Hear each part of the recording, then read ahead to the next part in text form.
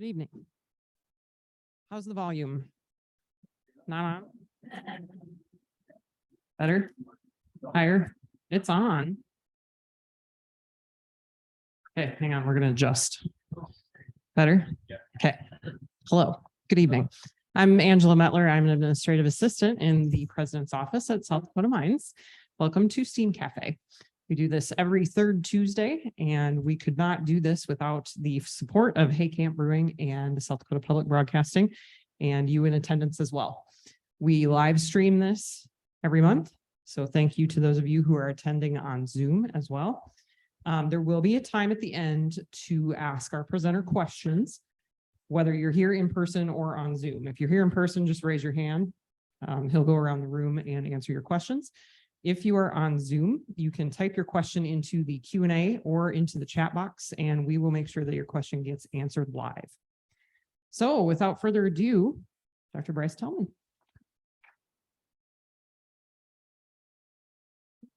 Thank you, Angela. So I want you to imagine, if you can, you don't have to close your eyes, but you can. I should have you close your eyes for the whole presentation because it's about radio, so you don't need to see me. But imagine you're living on the Northern Plains, let's say in Montana in the 1920s. You're probably the second generation of settler colonizers, quite possibly the children of homesteaders. We can assume a few things about your life to be true. Your world probably revolves around agriculture in some way. You either grow crops, raise cattle, or sell things to people who do. The railroad is important to you, very likely. It's the only means by which crops and animals get sold, and the only way in which people and stuff, very likely you too, if you're part of the settler generation, make their way out here. You're probably also aware that north of you, there's an invisible line that separates American Montana from Canadian Saskatchewan and Alberta. The government authorities in your life, to the extent that they're present at all, seem to regard this line as pretty darn important. But you likely have friends or relatives on either side of the line. You likely cross the line, maybe weekly, maybe monthly, maybe more, maybe less, to buy and sell things, likely depending on where you get the better price at the time, even though you're not supposed to. And if it's after 1922, and if you're fortunate enough to own a radio, it's virtually certain that you get your news, entertainment, and sports coverage from radio station KFBB out of Havre, Montana. So my name is Dr. Bryce Tellmann. I'm in the Humanities and Social Sciences Department at South Dakota School of Mines and Technology. And this is kind of an aside, one of the things I like about working at Mines is it's very family-friendly institution. And so if you're wondering, does he have spit up on his shirt? Yes, he does.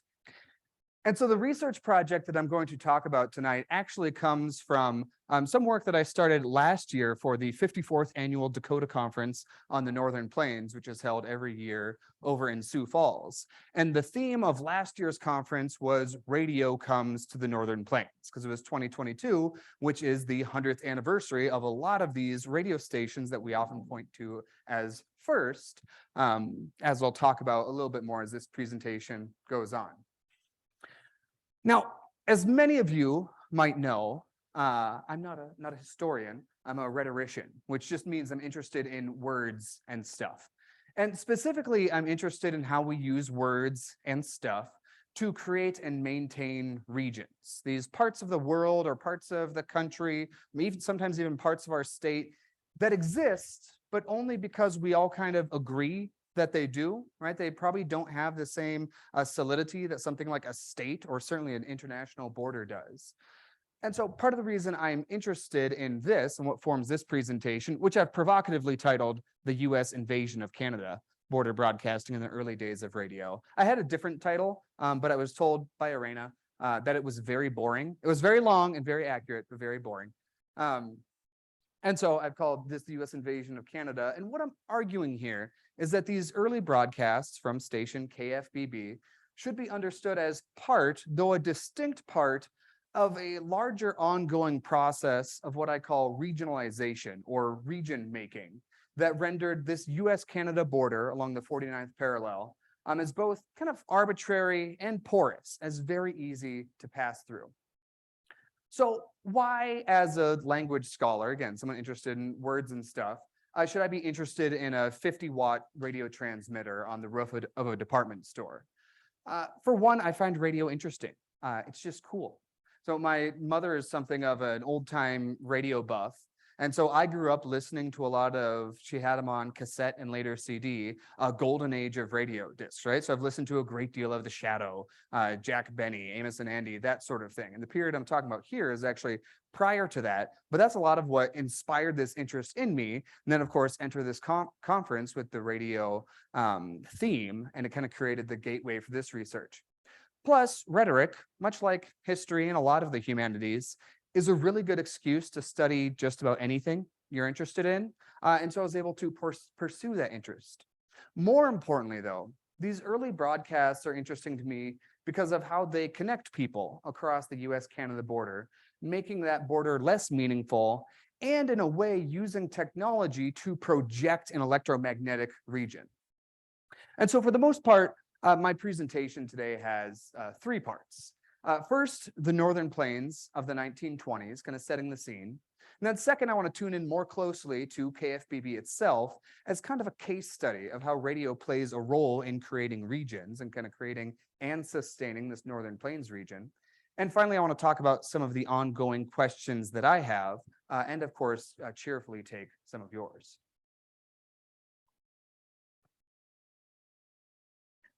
And if any burning question pops up during the presentation, you're welcome to shout it out as well. We don't necessarily have to wait until the formal questions at the end. But first, talking a little bit about the Northern Plains of the 1920s. So it's important to recognize that even prior to the period that we're talking about, the 1920s, it's important to recognize that the US-Canada border was far from solid before radio stations penetrated it. Even by the standards of the Western United States, and we recognize that when we talk about the Western United States, we're talking about some pretty arbitrary borders, kind of straight lines that we drew across stuff without necessarily knowing much about what was there. Even by the standards of the Western United States, the 49th parallel, which forms the border between the northern border between the US and Canada, is remarkably arbitrary. I think using the word remarkably is appropriate here. So the border up to here, up to the tip of Minnesota, a little bit of a history lesson here, is established in 1783 by the Treaty of Paris between the United States and Great Britain. And so this defined the border between the US and British North America as going through the Great Lakes, but then ending at the northwest corner of Lake of the Woods. And so those of you familiar with your Minnesota geography will recognize that right here on this little kind of hat on the top of Minnesota. Unfortunately, at the time, they did not know what the lake was shaped like. They kind of assumed it's probably kind of oval, right? Lakes are usually oval. And so they figured, well, it probably goes to about here, right to the end of this red line. Later, however, when the area was surveyed more thoroughly, they found out Lake of the Woods was larger and more irregularly shaped than they thought. But the treaty says the northwest corner, and you can't just erase and revise a treaty. They're really difficult. And so that's actually the reason that we have the north, what's called the northwest angle here, the tip of Minnesota. It's entirely a mistake, basically, but a mistake that would have been more costly to correct than it was to just go with. And so later, the Treaty of 1818, which is negotiated after the War of 1812, again, between the United States and Great Britain, defined the border along the 49th parallel to the Rocky Mountains. And so it's at this point that this kind of surveying error, at least treaty error, just needs to go straight south so it can meet the new border. And then most of the air, and so we should point out too, here's another map of US territorial acquisitions. This area right here, most of this area north of Montana, is within the Missouri River watershed, which actually means the United States bought it from France and the Louisiana Purchase. But when the United States and Great Britain negotiated this treaty in 1818, they saw fit to let us have everything below the 49th parallel, which is Hudson's Bay drainage area, so belonged to Great Britain / the Hudson's Bay Company, and we let them have this area. It remains some of the only land that the United States has ever claimed and later given up. Not historically something that the United States does very often. Now, for indigenous people, of course, any of these lines were, arbitrary vivisections of what had long been their homelands. Now, arbitrary or not, it doesn't mean that these borders were without meaning. So Havre, kind of the little city that we're focusing on, is directly south of the Cypress Hills, the location of the Cypress Hills massacre, in which drunken American hunters killed several Nakota in a dispute over horses, over who stole whose horses. And it was also near here that Sitting Bull and his followers withdrew after defeating Custer at the Battle of Greasy Grass, or Little Bighorn. And so these and other international incidents over time, especially in the late 1800s, lead to a lot more attention on the here and a little bit more solidification. Canadian authorities in particular start to get more nervous about the activities of Canadian hunters and fur traders and others in the area. Here is a railroad map depicting the path of James J. Hill's Great Northern Railway. Now, again, the railway is extremely important in this story. It's the reason that Havre kind of becomes a center of commerce in Montana, because we see right here, Havre, kind of just west of Havre. Havre would be about right here, ends up being the location of the Pacific Junction, which is where the Great Northern goes down to Butte. So because this is an important junction point, the Great Northern builds a number of roundhouse and maintenance shops here, which is really what solidifies Havre as a city of any consequence in this area. And the existence of this railroad, as well as the other Northern Transcontinental, the Northern Pacific, actually plays a key role in Canadian expansion policy.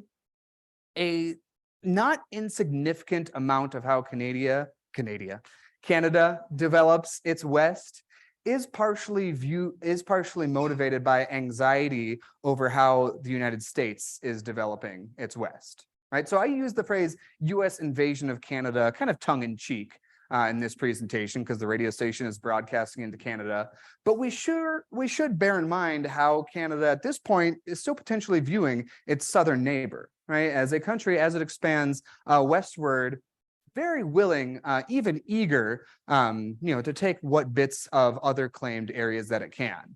And so a lot of Canada's organization into provinces, as well as the beginning and completion of their own transcontinental railroad, which is economically vital for both these regions, is spurred on by the existence of these American railroads. This is a picture of Northern Pacific, or the Great Northern's roundhouse in Havre, Montana.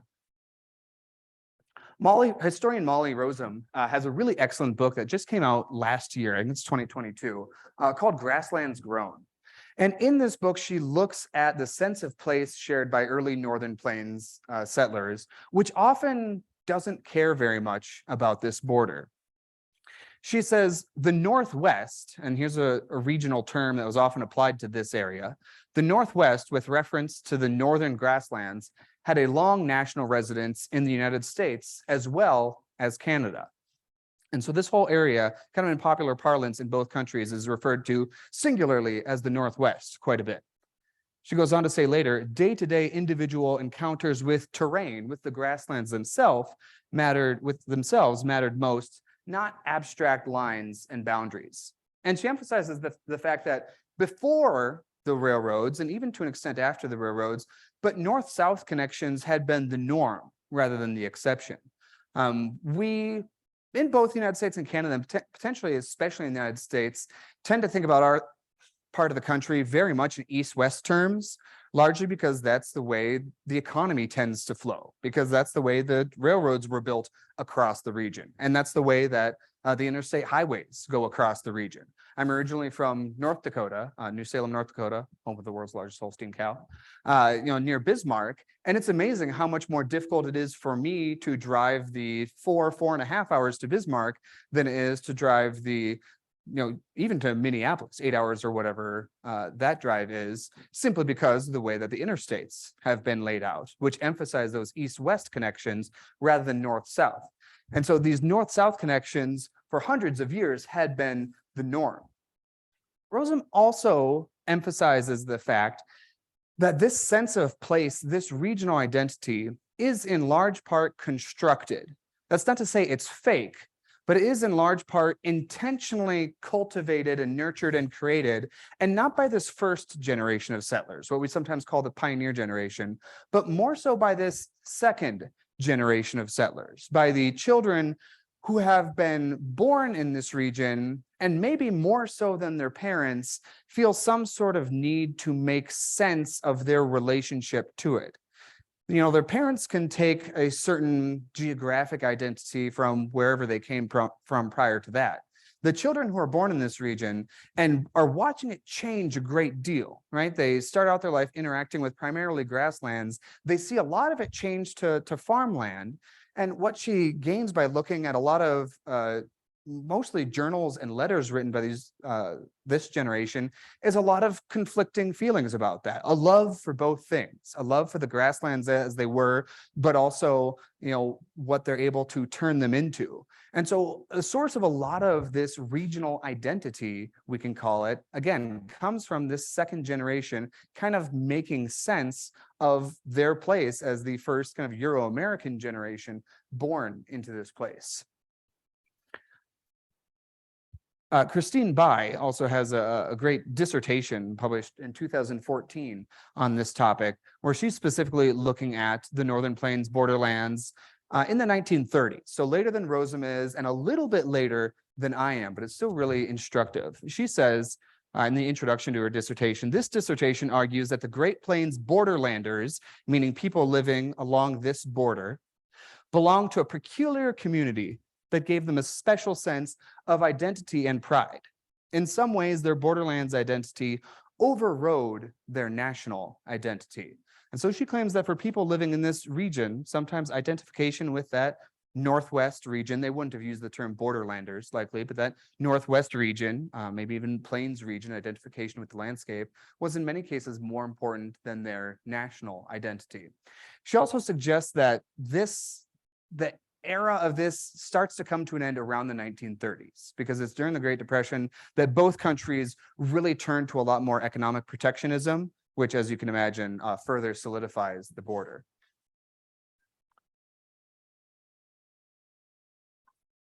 Now, even after colonizers and their children are well established, cross-border exchange continues.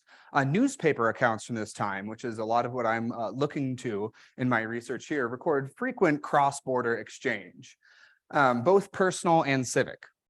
The Kiwanis and Rotary clubs in Havre and Medicine Hat particularly come up and down to visit each other quite a bit. There's a September 1927 article from the Medicine Hat News, which is in Alberta, and says, quote, "The last couple days have been epical in the history of the local Rotary. The members of the local club taking advantage of the holiday to auto down to Havre, Montana to pay a fraternal visit to the Rotarians of that city."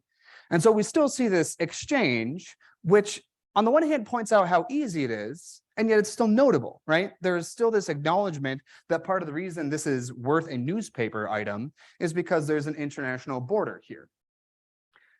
And we see evidence of this kind of ongoing friendly exchange as well. This is the Amtrak station in Havre, Montana, and they have a nice sculpture here depicting friendly relations between our Canadian Mountie and our US law person.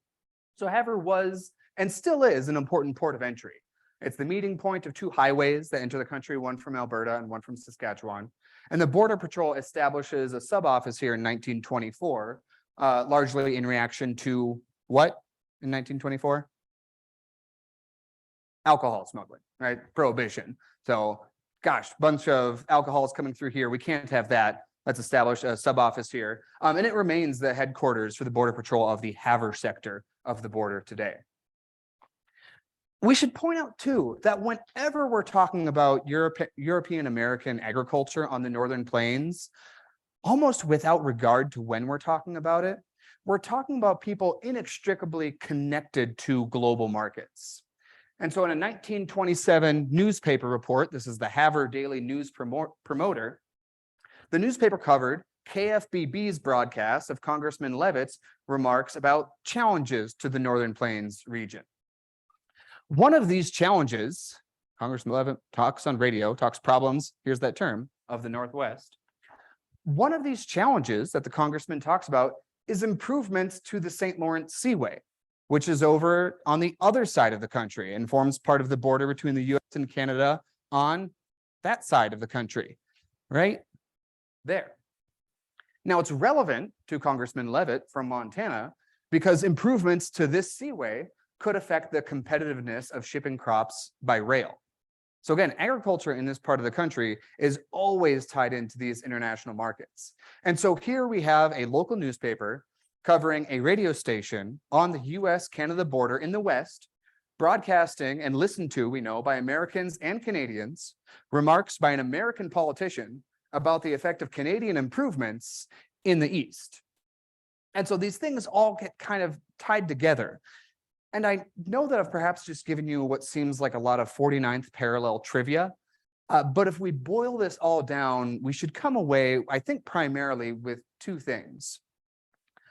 One is that it should complicate our notions of the isolated, kind of self-sufficient pioneer, which I know we tend to put a lot of stock in. And I'm the descendant of Homestead Act people, and so I've put stock in this as well.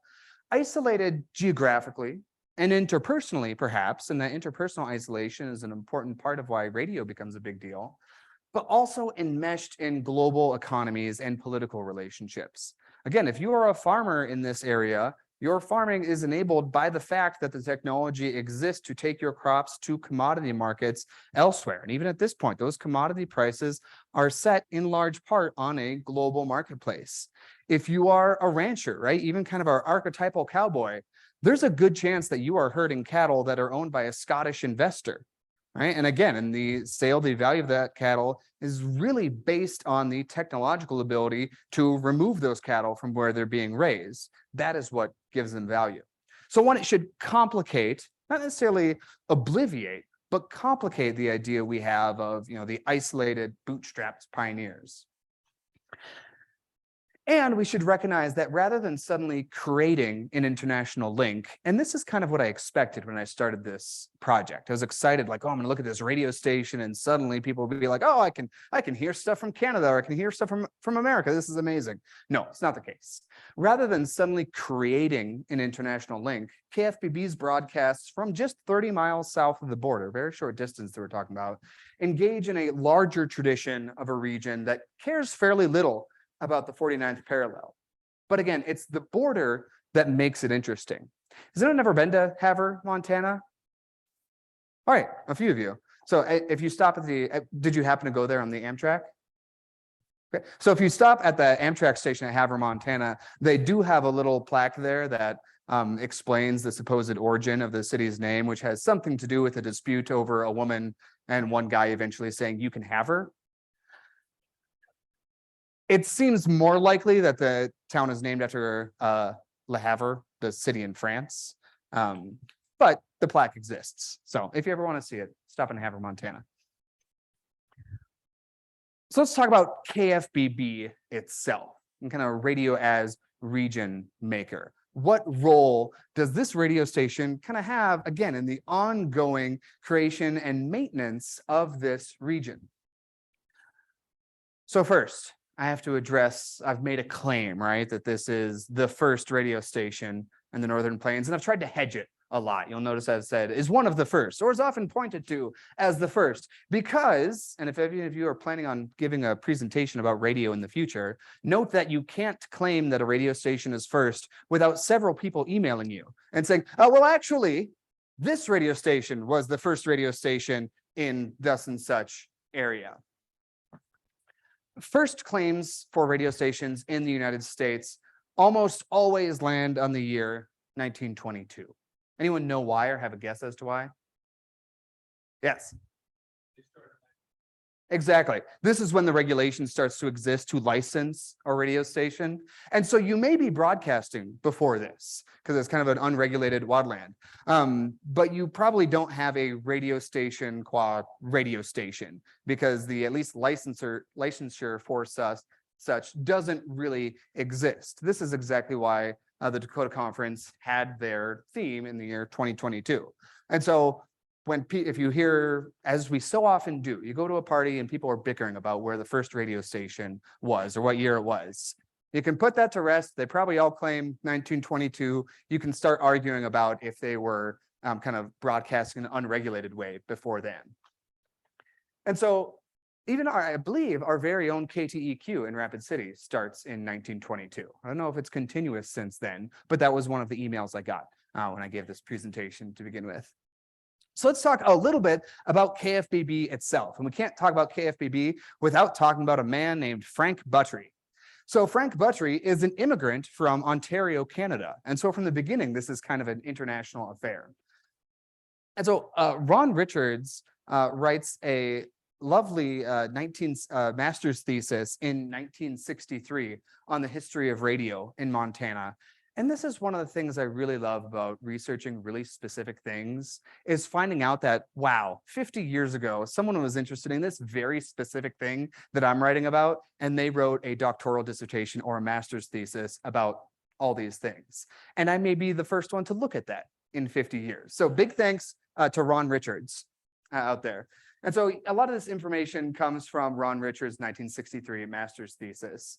And so Frank Buttrey, establishes a general store in Havre, Montana, again, because it's the site of this railroad hub, making an important kind of commerce area in the early 1900s, right about here, and does really well, again, because of the economic advantages of this location. But one thing doesn't sell very well: radios. It turns out in early 1920s Montana, there's not a lot to listen to on the radio. Now, a lesser businessman, perhaps, would have said, okay, I won't order any more radios. I won't have them bring in any more radios. But not Frank Buttrey. What does Frank Buttrey do? He starts his own radio station. He puts a broadcast antenna on top of his department store. And this is a picture of the department store in the 1920s or 1930s, I believe. He puts what would have then, it's not visible in this picture, but then it would have been two poles with a line between them, and the antenna kind of hanging in the middle, the broadcast antenna kind of hanging in the middle. Starts a radio station with the antenna up there, and the studio's on the second floor of his department building.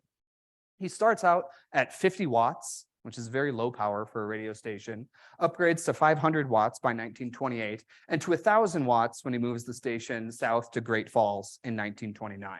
And there's a number of reasons that move becomes necessary that we can get into if you're interested in. So I'm mostly interested in these first years, in this kind of 1922 to 1929 era, when it was a low power station, nestled right next to the northern border that we've talked so much about. Now, why the initials KFBB? Any guesses? I'll give you the K for free. Any radio station west of the Mississippi starts with K. How about the FBB? Any guesses? Yeah.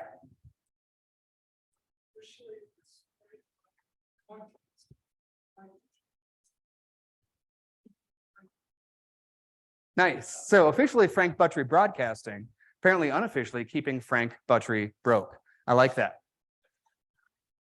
And so for someone interested in the Northern Plains generally, like myself, KFBB is interesting on its own merits. But from my perspective, again, as a rhetorician, someone interested in words and stuff, I suggest that there are also regionalizing effects that are peculiar to radio, right? We said there's a lot of regional stuff going on already, but I'm arguing that there are some regionalization, region-making effects that are kind of specific to radio, and that KFBB is an instructive example of such. Now, I believe my next slide is a picture of the Buttrey building today. If any of you are prone to like pangs of disappointment and nostalgia. Yeah, that's the building today. It was converted to essentially a small shopping mall, which I believe is quite nice on the inside. But even at the time that the conversion happened, I think in the 70s, some of the articles that I found really lamented what happened to the outside of the building. So your reaction was very similar to mine. And so from this Richards thesis that I talked about, he describes KFBB as the following. It says, Montana's oldest radio station built an image of the close, personal radio station, informal, yet authoritative, sensitive to what the rural people wanted to hear, and anxious to please everybody with a homespun style of broadcasting. And so again, I'm suggesting that there's a number of effects of radio that are particularly interesting for someone interested in regions and the creation of regions. And so first we recognize radio as borderless. So my primary sources for this research, and we'll talk about why these are my primary sources later, but have been newspaper accounts in Havre and in Medicine Hat, Alberta. Anyone could, of course, subscribe to the Havre Daily News Promoter or to the Medicine Hat News. All right, they'll take your money and send you a newspaper. But doing so from across the border cost an extra 50 cents. And I think more importantly, required one to opt in to that relationship, right? You had to make that choice. You had to identify oneself as across the border and to an extent take a step across that border, even if only by subscribing to a newspaper. You couldn't accidentally or kind of by happenstance enter into that relationship. Radio, on the other hand, floats across the border without pause or decision, and tuning into a broadcast didn't require any decision or disclosure about one's national status. For Southern Albertans and Saskatchewans, tuning in to KFBB wasn't any more difficult or expensive than tuning into a station out of Calgary. And indeed, for a number of years, it may have actually been much easier. So as near as I can tell, there was never a time when KFBB was the only station that someone in Havre could. There are undoubtedly people I have, but due to the way in which AM radio waves follow the curvature of the Earth, at least at night, due to bouncing off the ionosphere and the surface of the Earth, you can pick up AM radio stations from a long ways away, especially in these early days with a really uncluttered electromagnetic spectrum. Even if you ever find yourself driving at odd hours today, 2 or 3 in the morning, you can pick up AM radio stations from, across the continent, often kind of by accident, and sometimes it's difficult to repeat that. And we know that listeners in Havre, Montana, again, from these newspaper accounts, can and did pick up broadcasts from as far away as Chicago, Kansas City, and beyond. But in terms of scale, what I think makes KFBB significant is that it was large enough to connect those who would have been unconnected, yet local enough that those connections could be acted on. So for instance, the October 10th, 1926 edition of the Havre Daily News Promoter, in the same article that claimed that 40,000 people would be listening to the World Series broadcast by KFBB, also followed the following anecdote. Quote, last spring, when there was no fresh pork in the city of Havre, station KFBB broadcast an SOS, and on the following day, 4 farmers, bringing in 18 hogs, were in before 11 o'clock in the forenoon. From Big Sandy, Rudyard, Chinook, and Cottonwood. This is an example of the practical value of radio. There's a ham radio joke there, but I'm above that. Another item published in and here's the item about the World Series being heard by 40,000 listeners. Another item broadcast in The Mountaineer, another newspaper in this region in 1927, declared, quote, station KFBB again aids an inland family, and reported that KFBB had accepted a request to broadcast the news of a recent death in hopes that neighbors who heard the broadcast would inform the family who did not have a radio or a telephone. A 1944 article, so a little later, in Times Magazine suggests that broadcasting personal news was a frequent practice of KFBB and seen as an important part of its role in the community. Richard's History of Radio Broadcasting, cited earlier, calls KFBB, quote, something of a central Montana party line, transmitting personal messages from one farm family to another. And so we should point out that at this point, especially at the early point of KFBB, a lot of these rural families would not have had a phone line and would not have had electricity yet. The radio sets that they are buying from Buttrey's department store are battery operated sets. And so when they bring the set into their house, it is really the only thing that's doing stuff with wires, very likely, in their house. And so when we think about in terms of connection, again, very connected economically, geopolitically in some ways, but we know very isolated interpersonally. This is one of the most frequently remarked on characteristics of early radio. Oh, there's your 40,000 to hear World Series today over Buttrey's radio. Keeping in mind that's several times the population of Havre even at this point in history. So whereas one effect of radio was to eliminate space. And we talk about that a lot with different technologies, that they eliminate space in some way. One of KFBB is an example that instead changed space in both directions. Certainly, it made a large world smaller, as when the Havre Daily News promoter reported that letters and telegrams appreciating KFBB's broadcast of the aforementioned World Series game had been received from Casper, Wyoming, Edmonton, Alberta, Winnipeg, Manitoba, and Blaine, Washington. It also made a small world larger. So with none of the effect of materially crossing the border, Walter Caswell in Bow Island, Alberta, wrote to KFBB how much he appreciated listening to a broadcast of a Havre church cantata. And this is how a lot of the music broadcasts on KFBB would work. You would bring a group into the studio and have them sing into the microphone. Caswell wrote, "Wording and tone perfectly clear" in 1927. So yes, it eliminates space, making a large world smaller, but I think it's more important to recognize it changes space. It also can amplify a small world. We should point out too that tied up with this middle scale of KFBB just noted, commentators and scholars have long recognized that there's an intimacy associated with radio closely tied to its simultaneity, more so even than newspapers or television. So Michelle Hilms, a scholar in this area, writes about radio being a vital part of creating a, quote, imagined community. So early on, as I said, radio's potential to relieve isolation was the subject of much praise. And a big part of that is because it's simultaneous. Hilms writes that radio, more than any other agency, possessed the power not only to assert actively the unifying power of simultaneous experience, but to communicate meanings about the nature of that unifying experience. So in the case of KFBB that we're talking about, not only are listeners on opposite sides of this border experiencing the same thing, the same local thing, but they're experiencing the same thing at the same time. And so we want to point out that radio is also simultaneous. Now, this intimacy also leads to anxiety. Gene Fowler and Bill Crawford wrote a book about border broadcasting on the southern border, and they note that in the 1920s, direct advertising on the radio, an ad that says, "Hey, buy this, it'll make your life better," was really controversial.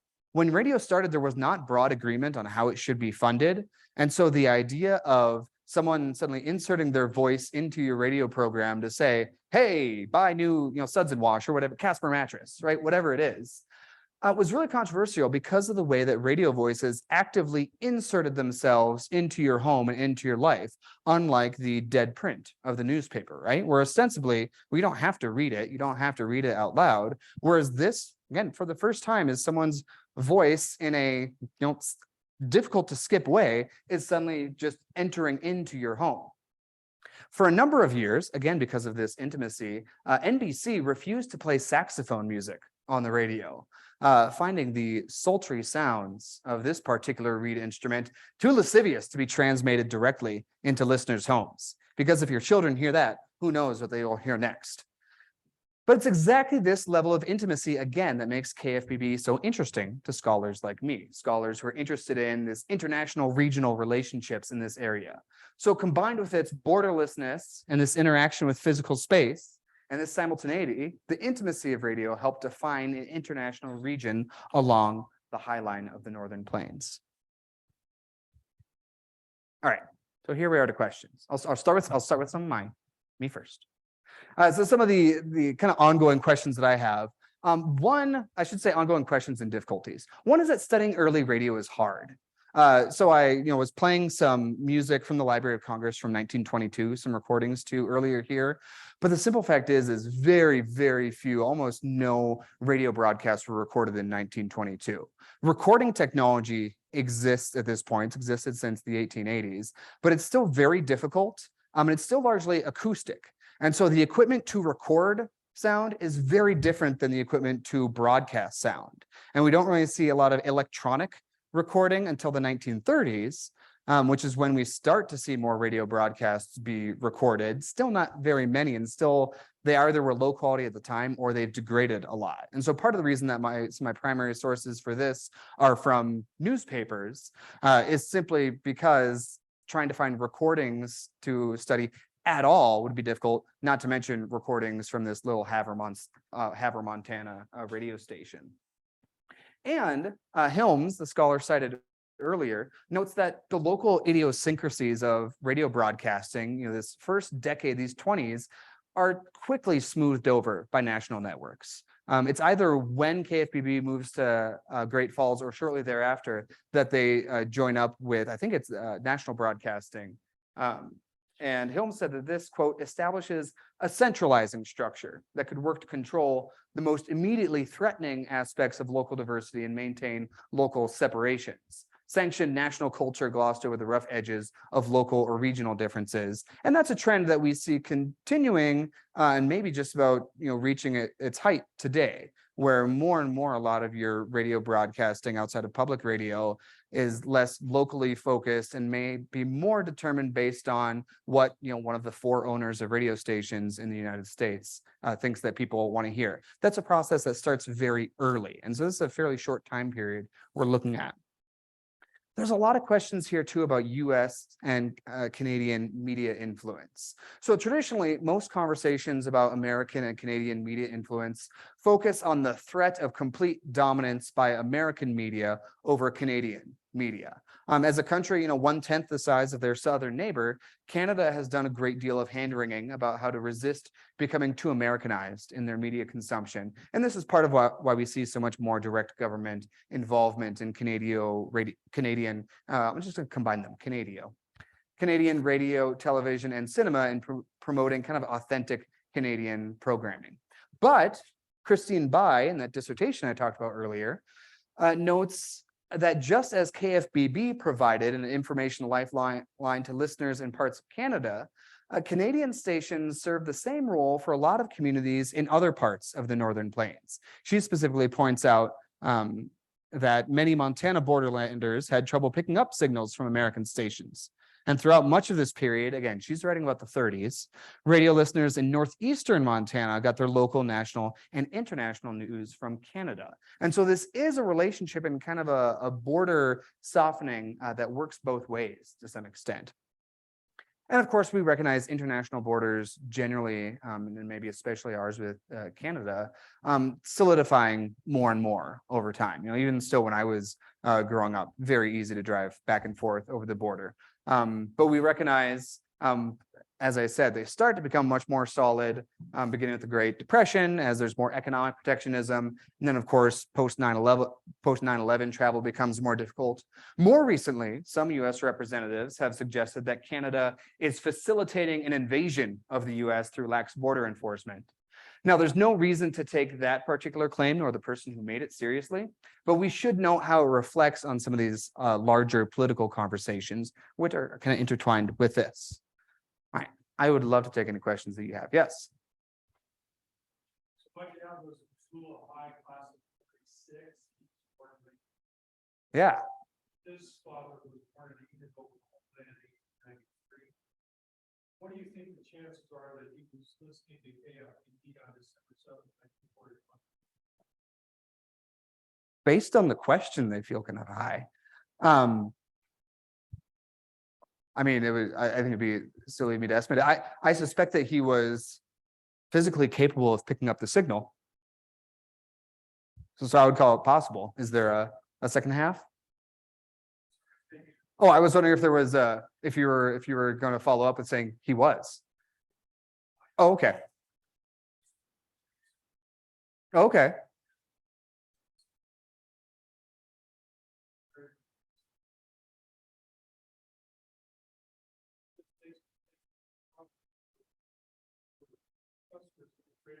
Yeah, and where did you say he was located during this time? Okay. Yeah, and I know one of the other, so if you look at a list of kind of earliest licensed stations in Montana, Missoula is right up there too. The university there starts running a radio station. So I would imagine that certainly at some point in here, he could have been picking it up, certainly. Though there would have been. So,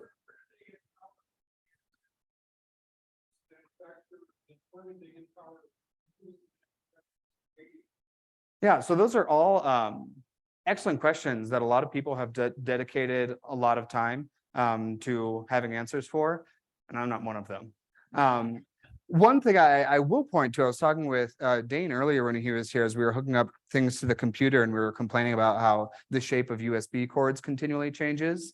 This is also a complaint we see about early radio sets, because often the battery was a separate unit, because the battery you might actually charge, we see those old windmills. Many of those are designed to charge a battery, usually to run a water pump, but that could also be used to charge your radio battery. And depending on the manufacturer of your radio set, I know Philco is one of the early manufacturers. I'm not terribly familiar with a lot of the others. Depending on the manufacturer of your radio set, your battery had a different shaped plug. And so that too is a problem that starts out very early. Yeah, and so in the beginning, as you can imagine, and so it's one of the really interesting things about the early days of radio is that there's a lot of different experimenting with different methods of supporting this, right? So initially, as you can imagine, it's all Buttrey, right? This broadcast brought to you by Frank Buttrey Department Store. Come on down and buy X. Though, as we've heard, it required a lot of experimentation to find which of these things actually makes money. And so initially it's hyper local. So initially it's very much about, in this case, the specific store that's being broadcast from. You see that broaden as you see station power go up and as you see stations focus on larger areas. So again, I pointed out that in 1929, KFBB moves to Great Falls, Montana, where it still exists. Actually, there is the local television affiliate, I think of NBC, I'm not sure. We see it moved to Great Falls, Montana.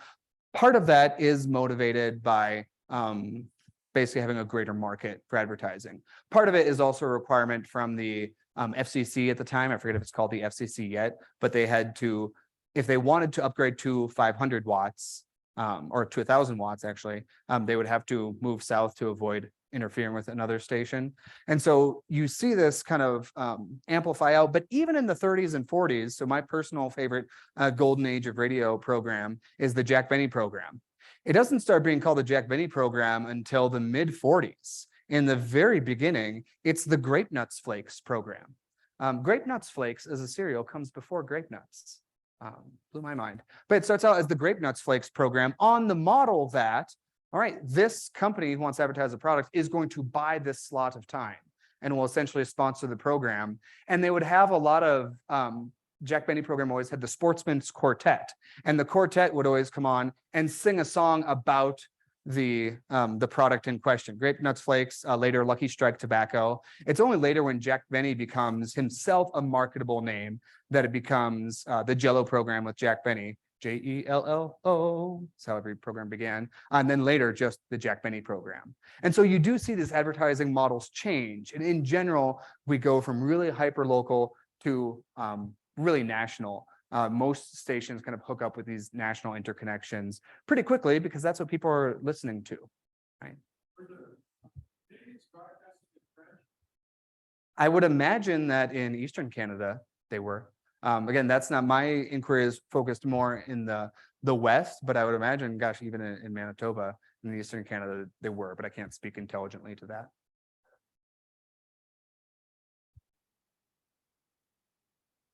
Yeah. The announcer, how long was he on the air? Was he there all day? Was Frank doing the announcing? Was there another announcer? Yeah, that's a great question. I'm not sure about who did the announcing. I do know that they did not broadcast 24/7. You would see published in the local papers sometimes a broadcast schedule. And it, as you can imagine, fills out more over time. But initially it's kind of, well, when we have people to go on, right? Because especially in those early days, it's, well, you know what, the church is doing a cantata. Now, it's not possible at that point to bring the recording equipment to the church, but we're going to have them come on to the studio. And I've even had a tough time of finding pictures in this particular studio. I found ones that are probably very much like it. And so, yeah, initially, kind of when they have stuff to talk about to some extent, as more options continue, and especially as interconnections continue to carry like national remarks and that sort of thing, you start to see schedules fill out. And I'm not sure in those very beginnings, even if they necessarily had a format that had, you know, kind of a person between almost facilitating things. I always tell my students as well, make sure, just in case your audience doesn't have questions, you did, which is great, but always bring some of your own. And so a question I get sometimes for people who are kind of interested in taking this into the modern world is, are podcasts kind of the second coming of the golden age of radio, right? Podcasts are a big deal right now. And you probably recognize a lot of the things we've talked about in terms of advertising as fairly resonant with podcasts you listen to, right? There's some differences in how specialized it is to me, or whether it occurs kind of in the context of the show, right? Are the actual characters of the show hawking products to me, or are they not? And my answer is usually no. Here's why. Yes, they are both audio mediums that generally rely on advertising. There's our similarities. And that's, to me, largely where the similarities end, at least the interesting similarities, because they lack some of the kind of peculiar things about radio we talked about earlier. One of the biggest ones, I think, is that podcasts lack simultaneity, which is one of the most important community building aspects of radio. The fact, again, not only that we're listening to the same thing, but that we're listening to the same thing at the same time. And we can kind of see this too with the difference between network television and streaming, right? We might all be watching the same thing, but it doesn't necessarily have this, again, simultaneous experiments. Not to say that doesn't build community, but I think it builds it in a way that distances it from the effects we talk about with radio. And podcasts, by and large, are also completely divorced from space. I mean, yeah, if you can connect to the internet, you can connect to a podcast, but that's about all you need. And so this prevents them from affecting space in the way that early radio did, as I've talked about. And then finally, we can never just pluck a media from its media context. The impact of radio, even though I've talked about, it's taking part in this ongoing effective regionalization, really, I don't think can be overstated. The difference between not radio to radio is huge. And we have many accounts, especially for rural farm families, of the advent of radio being much, much more important than the advent of television in terms of the difference between before and after. And today, podcasts exist in a hyper-mediated world, which, again, is not to say that they're unimportant, but it really straight lines that we can draw from radio to podcasts. So kind of in conclusion, I'll point out key points. International regionalism on the Northern Plains, it's been a thing for a long time. Radio did, maybe has, played a vital role in maintaining this ongoing regionalization. And further inquiry, I hope, can help us understand better how our media landscape affects our own spatial and even international relationships. If there are other questions, I have to take them. I know I kind of put mine in there, but I had a slide for it, so I didn't want it to go unused. Oh.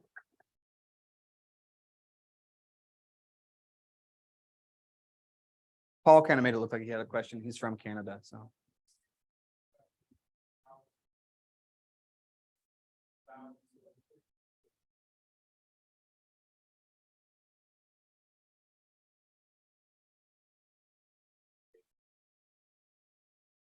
Yeah, and so this is another interesting area that other people have done interesting work on that I'm not as familiar with as I hope to be.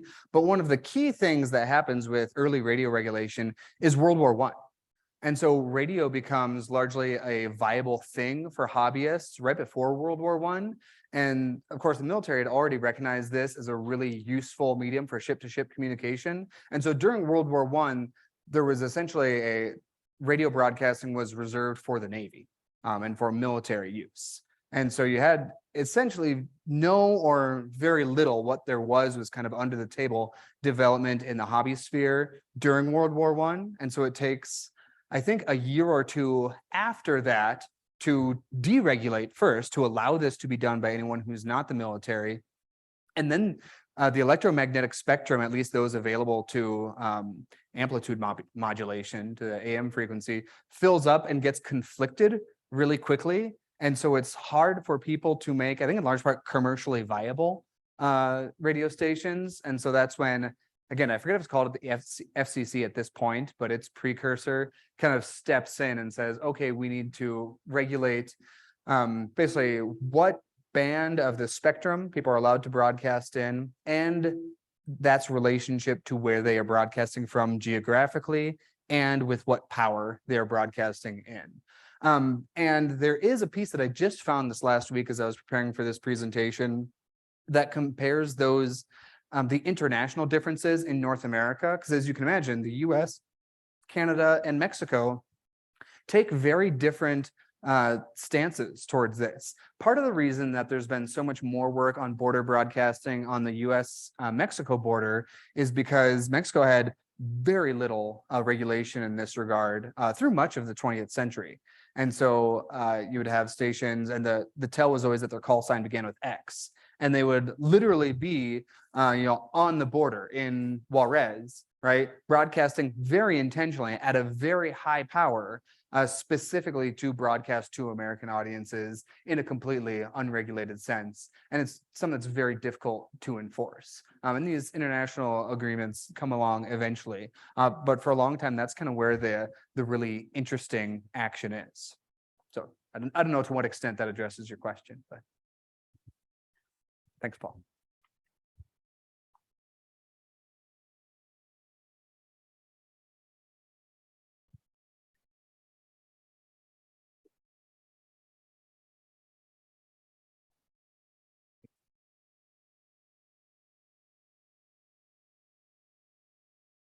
All right, thanks everybody for coming. Like I said, we do this every third Tuesday. So next month's Steam Cafe is May 16th at 6 p.m. as usual. And the topic is potted and glazed, the history and use of Black Hills minerals for ceramics. So Dr. John Keller and Dr. Katrina Donovan are going to discuss their foray into studying the chemical makeup of minerals found in the Black Hills and how they've applied that to one of their undergraduate engineering programs to make things out of. So that should be pretty interesting. I think they're going to bring some examples of things that have been made in their classes too. So hope to see you next month. Thank you.